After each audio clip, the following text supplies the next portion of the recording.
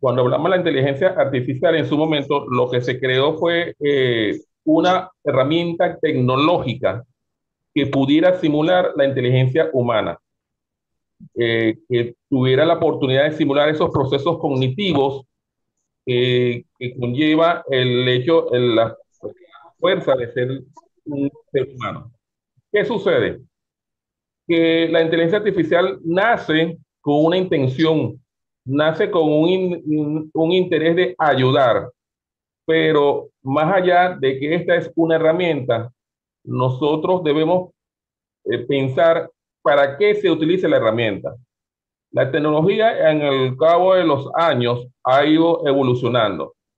Inclusive hemos pasado por distintas revoluciones industriales, la tercera, la cuarta, asociada a lo que es la parte de la computación, y se estima que estamos en una quinta donde le estamos dando ventaja o posibilidad a las máquinas para que éstas piensen. Y cuando digo piensen, me refiero a un término entre comillas, porque las máquinas no están en teoría en capacidad de pensar ni de razonar como lo hace el ser humano.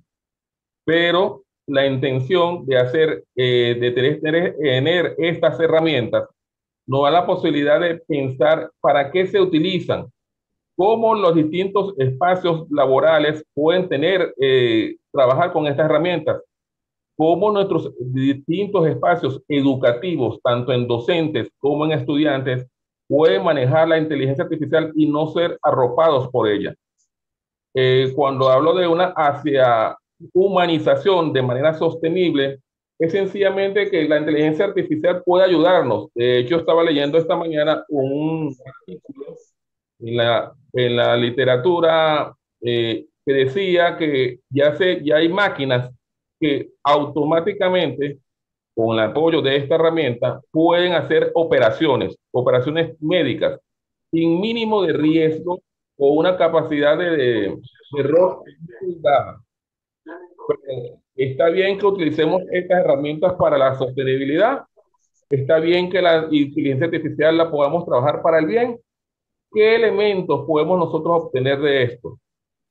Como, por tanto, en la siguiente diapositiva podemos encontrar que existen dos puntos principales en que debemos tratar con la inteligencia artificial. Uno, los dilemas éticos, los dilemas que por toda la vida el ser humano, que es raciocinio, piensa y sabe que puede afectar su día a día de una parte.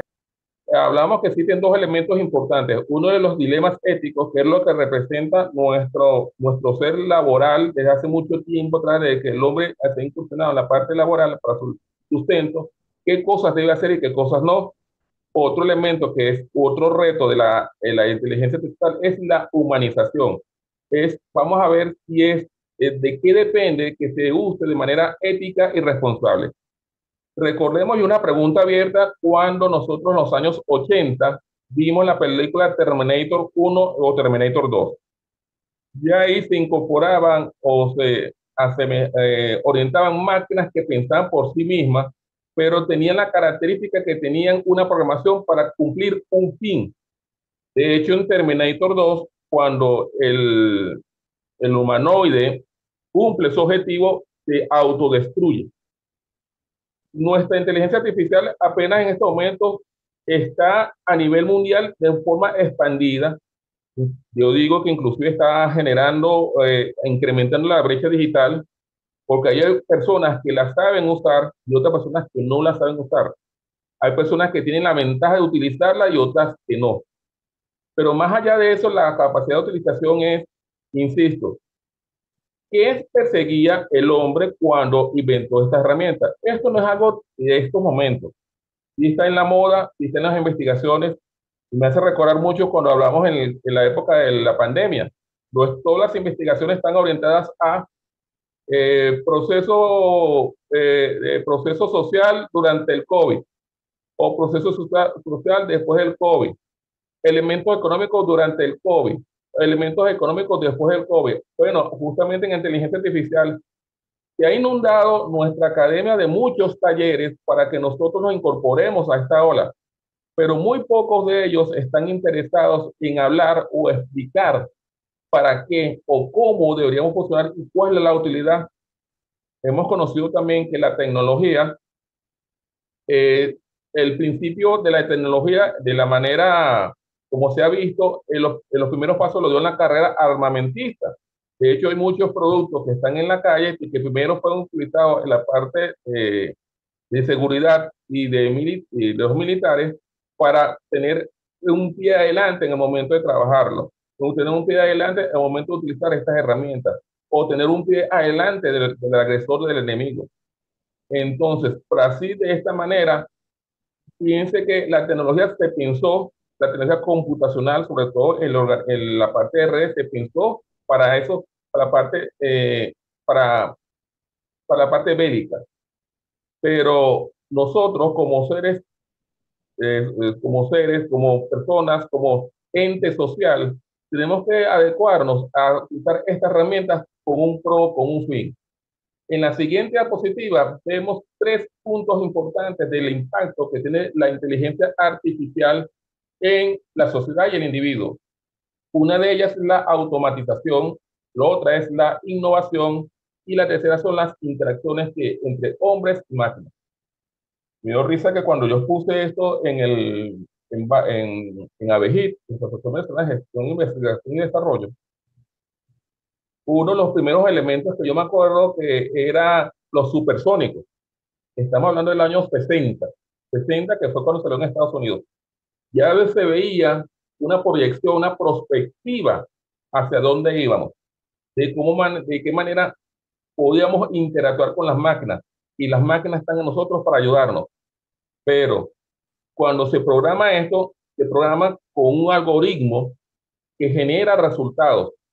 Podemos hablar ahorita de lo que se llama las investigaciones, la inteligencia artificial generativa, que es la que está más adecuada hacia nosotros, donde podemos generar textos, imágenes, audio, video para un fin académico o de mercadeo principalmente.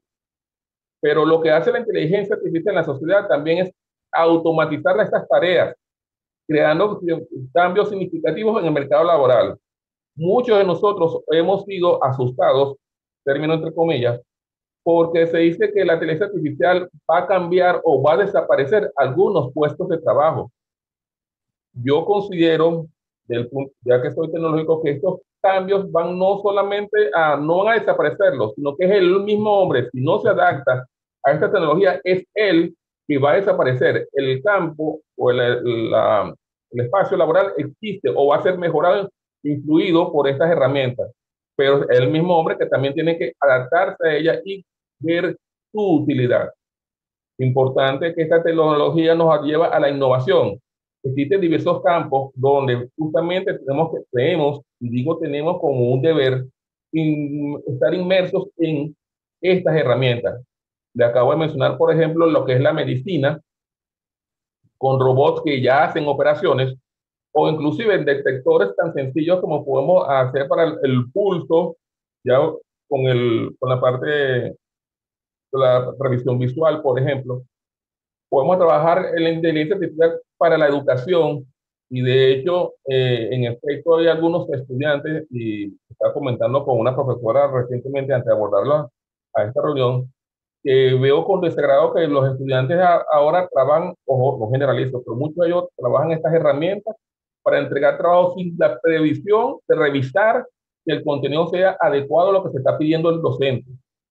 En la Escuela de Computación hemos tenido, a pesar de que somos Escuela de Computación de la Universidad Central de Venezuela, hemos tenido esos conflictos, quizás morales y éticos, para ver qué se enseña a los estudiantes. Pero es que no podemos privarnos, porque estos mismos estudiantes acceden a estas herramientas que están directamente en la web, en la red, en la nube. ¿Qué debemos hacer nosotros los docentes? Es un trabajo muy largo, muy en el cual nosotros vamos a afianzar e irnos más allá de nuestras áreas de conocimiento, de lo que nosotros sabemos. Yo no dudo aquí que alguien sepa de biología, de ingeniería, de la misma medicina, pero no, ahora nuestra labor como docente tiene que ser una labor de guías para decir, puedes utilizar esta herramienta para tal o cual situación, no para que me entregues trabajos totalmente clonados a partir de unas preguntas, de un chat, de un prompt que tengo que generar. En la investigación, yo Particularmente la utilizo simplemente porque se me agiliza la manera con la cual puedo trabajar estas herramientas, los objetos de estudio. Puedo identificar justamente las referencias, los enlaces, los textos, inclusive, obviamente, los autores e investigadores sobre un tópico en particular. Pero eso me da la idea a mí, pero quien genera el trabajo, el artículo, el paper, la tesis, debe ser el servidor, el investigador. Y no simplemente, como he visto muchos artículos que han sido rechazados en otras revistas, en cualquiera, porque justamente se dan cuenta que son plagios, no plagios, son bajados directamente de un simple prompt que inmediatamente, como ChatGPT, como el Perplexity, que es la mejor herramienta que recomiendo para los estudiantes, como Gemini, como Copilot, como You, que utilizan estas herramientas y no sé, y los mismos que lo trabajan no revisan si los resultados son coherentes con lo que se está pidiendo. Entonces, ¿qué se debe hacer? ¿Qué debemos nosotros pensar de estas herramientas? En la siguiente diapositiva vemos 4 elementos importantes que son fundamentales y éticos para el desarrollo de estas tecnologías o de inteligencia artificial. Transparencia, responsabilidad, equidad y privacidad. Empiezo por la segunda, porque nosotros nosotros hablando, generalizando los computistas, los que trabajamos en informática, debemos ser responsables de lo que creamos. Si bien creamos algoritmos que justamente son los que son los que procesan las instrucciones que dan nuestros clientes, nuestros usuarios, debemos ser coherentes que el algoritmo puede arrojar cosas negativas que pueden dañar o pueden crear cosas bélicas, como lo dije en su momento, pueden crear cosas armamentistas, pueden crear inclusive eh, planes, planes no viales para el desarrollo humano, sino justamente para la dominación. Los desarrolladores de usuarios, la IA, debemos ser responsables con consecuencias de sus sistemas. Y eso lo pongo en firma porque en la intención que cuando se tome una decisión, lo tome directamente el usuario acerca del contenido que está revisando. Los educadores, los investigadores, los que trabajan en mercadeo, deben, con su área de conocimiento bien desarrollada, con gran profundidad, deben pensar que les da unos resultados más fáciles en cuanto a tiempo. Pero el hecho de que sean más rápidos no significa que sean más eficientes o que sean más eficaces, sobre todo cuando hablamos de tiempo. Tenemos que ser responsables nosotros como usuarios y como desarrolladores para que esta inteligencia artificial se opte o vaya en el camino de lo que es la verdadera medicina, lo que es la verdadera educación, lo que es la verdadera investigación.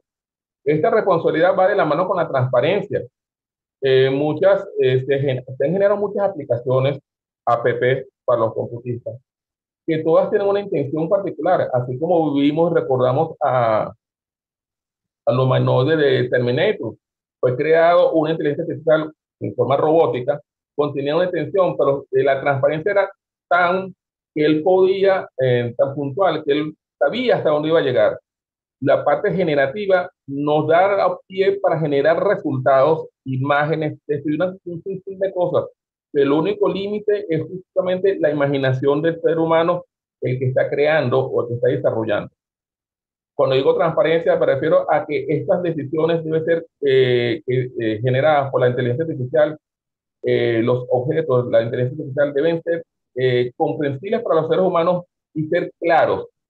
Me dio risa como anécdota en estos días que estaba haciendo un trabajo de investigación y pregunté a 2 fuentes de compañías adversas en el mundo del sistema y dije que hiciera una tabla comparativa entre ella y la otra, la adversaria.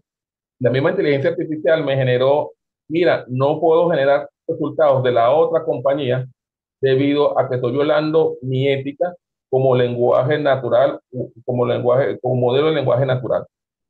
O sea que eso en el trasfondo va a indicar algo puntual. Este mismo desarrollador puede determinar hasta dónde puede funcionar la inteligencia artificial. Otro elemento importante de estos principios éticos tiene que ver con la equidad, invitando a que todas las personas tengan la posibilidad de acceso a estas herramientas.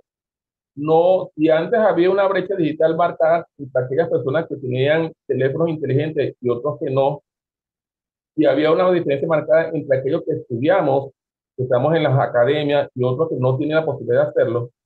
Ahora, con la aparición de los teléfonos que ahora están más asequibles, entre comillas, hacia las personas, hacia los usuarios, debemos garantizar que las herramientas también sean asequibles para estos usuarios. De hecho, en la inteligencia artificial se presenta en distintos elementos de Play Store o elementos de que uno puede descargar de manera fácil. No hay tantas trabas. ¿Ok? El tema está en cuánto es el potencial de la herramienta que tú bajas. Hay elementos que impiden hacer tal o cual desarrollo, tal o cual producto, tal o cual evaluación, sencillamente porque hay que pagar un plus, un crédito, para utilizar la parte mejorada de este producto, de esta inteligencia artificial, de esta herramienta. ¿Qué debemos hacer nosotros? ¿O qué debe hacer la sociedad? Presentar elementos o argumentos para que por lo menos la parte básica, que no justamente no es tan básica, y le voy a decir un ejemplo dentro de poco, tenga acceso a estas herramientas. Hasta hace poco, Gemini, la familia de Google, no podía procesar archivos, no podía analizar archivos, porque eso estaba condicionado a la parte de paga. Pero ahora, como hay tanta competencia entre estas distintas marcas, inclusive por la llegada de los chinos con DeepSeek, esta utilidad fue dada a a la parte gratuita de Gemini. Y hay otras como esta. De hecho, yo utilizo otra herramienta que antes me pedía crédito por cada presentación que hacía. Tenía hasta 40 créditos. 40 créditos porque te dan cuando tú te inicias por el. Ahora no, ahora ya tienes esta facilidad y solamente te quitan los créditos una vez que utilices ciertas figuras, ciertas imágenes, como lo hace Canva. Otro elemento que no viene de la inteligencia artificial que por sí, sino ya estaba trabajando con el network, con las redes, tiene que ver con la privacidad de los datos. Los datos deben estar protegidos. Solo aquellos que el usuario permita desplegar en las redes es aquel que se debe mostrar. Haga un ejemplo después en cualquier espacio de sus días, mañana, pasado. Pregunten a una de estas generadoras de texto, como Gemini, como Copilot, como Perplexity, ¿quiénes son ustedes? Esa herramienta va a buscar en las redes a través de la nube la información que puedan conseguir, en este caso de este servidor Juan Javier Sarel, y que va a hacer una descripción perfecta. Pero ¿quién es la culpa de que esa data esté allí? ¿La inteligencia artificial? No, del usuario, porque a través de sus redes ha impulsado que esta información esté de manera relevante en distintas plataformas, Facebook, mmm, Instagram, el LinkedIn, X, que antiguamente se llamaba Twitter, inclusive en los mismos correos personales que pueden ser alcanzados por esta herramienta. Entonces, al fin y al cabo, debemos tomar en cuenta que cuando se utilice la inteligencia artificial, como lo veremos en la siguiente diapositiva, podemos encontrar dos elementos importantes. Los mecanismos para rendir cuentas de los desarrolladores y usuarios de inteligencia artificial. ¿Qué están haciendo? Existen formas actuales para verificar que un estudiante, que un docente, que un investigador, que una persona de mercadeo o cualquier persona común sepa lo que está haciendo, que está trabajando en inteligencia artificial. Obviamente, hay algunos espacios que manejan los prompts, las instrucciones y los ponen en un historial. Pero eso queda de manera personal, no queda en la red. Pero estábamos, ¿hago rendición de cuentas o hago privacidad?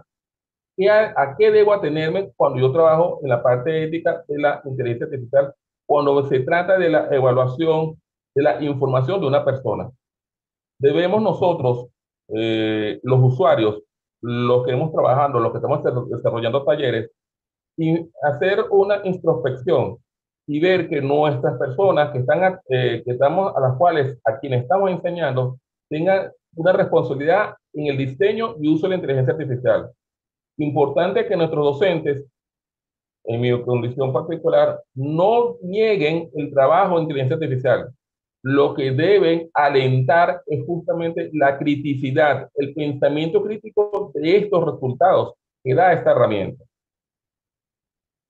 Entonces, ¿qué debemos hacer nosotros? ¿Cómo lo debemos trabajar? Recientemente, en el programa de radio que tengo, surgió el tema porque ya hay una iniciación, un eslabón que se está creando a nivel de la ética, y es algorética. La ética no de la inteligencia artificial como las herramientas, sino la ética de los algoritmos empleados para que la inteligencia artificial se puedan desarrollar. Un término que surgió a finales del año pasado en vista de los distintos cambios y producciones académicas revisadas a nivel mundial que se encuentran que antes tenían que evaluarse por plagio, ahora tienen que evaluarse si el producto es generado por inteligencia artificial. Entonces, como veremos en la siguiente lámina, podemos encontrar o dar a entender que existen elementos de transparencia y explicabilidad que deben dar sentido a la inteligencia artificial. Debemos desarrollar algoritmos que sean transparentes en su funcionamiento. Sobre todo ahora, inclusive para los que están en el área de informática, pueden generar código sin entender el lenguaje natural, el lenguaje de programación que está utilizando. Esto debe ser comprendido y entendido que puede ser que funcione o no, insisto, y me adelanto a una de las conclusiones. La toma de decisión de estos resultados, la validez de los mismos, solamente puede ser hecho por el hombre, con la intencionalidad, con el conocimiento que tiene. Debemos además implementar mecanismos que permitan a nosotros comprender las razones de las decisiones tomadas por el sistema de inteligencia artificial. Un ejercicio que yo siempre hago al momento de editar estos tipos de talleres es algo muy sencillo. En una columna me dicen los nombres de cada uno de los participantes y en otra columna me dicen qué piensan los participantes de sí mismos en una sola palabra. Por ejemplo, Juan, alegre. María, contenta. Pedro, coherente. Luis, amigable. Se generan dos columnas que a la interpretación de nosotros puede generarse que esos datos que están allí sean simplemente nombres y características. Pero la inteligencia artificial, más allá de estos nombres y esas características que nosotros estamos viendo simuladamente en una pantalla, en un pizarrón, ellos crean metadatos y es el análisis de unas cosas con otras, que sencillamente pueden ser nombres o pueden ser esencialmente ciudadanos, que posiblemente pueden ser entes sociales, que posiblemente pueden ser actores. El entendimiento o la razonación, la razón del algoritmo es el que te va a dar el resultado y podemos observar que ese análisis no es el mismo para dos o tres personas. Claro, si estas tres personas vienen después que yo haga el ejercicio, van a tener una comprensión distinta del mismo. Pueden ver que en la columna donde están las características que yo dije, lo pueden interpretar como descriptores, lo puede interpretar como cosas positivas que puede ser un ser humano, lo puede interpretar como justamente carencias del que está en prisión, por decir un ejemplo. Y fíjense que el mismo conjunto de datos, cuando se convierte en metadata, según el algoritmo que lo voy a trabajar, generan resultados distintos. Y es por eso que tenemos a veces con el mismo código, prompt, instrucción, podemos generar resultados en máquinas distintas. Debemos entender y hacer entender a nuestros usuarios que eso puede suceder porque es un algoritmo lo que está creando. Pero también podemos integrar que la inteligencia artificial sea trabajada por los elementos eh, de alta jerarquía, bien sea una organización social, bien sea una organización educativa, bien sea en el mismo gobierno, que haga, que verifique o dictamine cuáles son los pasos para obtener o trabajar con estas herramientas. Entonces, con esto marcado así, nosotros debemos garantizar que podemos hacer que nuestra humanidad crezca de una manera positiva orientada a la medicina, a la investigación, a la educación, al mercadeo. Pero ¿Qué puede pasar si encontramos que una persona de estas que está trabajando con la inteligencia artificial, bien sea a nivel de algoritmo o bien sea a nivel de usuario final, no esté trabajando para bien? ¿Qué se debe hacer? En la siguiente diapositiva encontramos un elemento importante que si antes con la parte computacional se veía o se preveía que tenemos que trabajar con la ciberseguridad, ahora debemos de ser mucho más minuciosos, más precavidos con estos elementos. Hasta ahora, todo el mundo se habló mucho en su oportunidad, creo que fue a finales del año pasado, cuando una casa de telefonía nacional, que parece que en Venezuela, hubo una corrupción de datos y pudo haberse afectado gran parte de la población. Eso tiene que estar bien seguro que solamente las personas totalmente responsables, que se ha comprobado su ética y su responsabilidad en la organización, estén con ellas manejando la información fidedigna. Entonces, pero esa información no solamente depende de las personas que operan, sino de gente que maneja la información. Una cosa es operar la información a través de un usuario, otra cosa es manejarla para generar resultados posteriores. Para ello existe elementos de privacidad y seguridad que debemos tener nosotros en esta era de inteligencia artificial. Protección de datos, consentimiento informado y control de datos. Protección de datos, debemos implementar medidas de seguridad para proteger los datos de la inteligencia artificial, o incluyendo el cifrado y la anonimización. Debemos también pensar en que si yo voy a poner una información de mi parte, tengo que tener el consentimiento.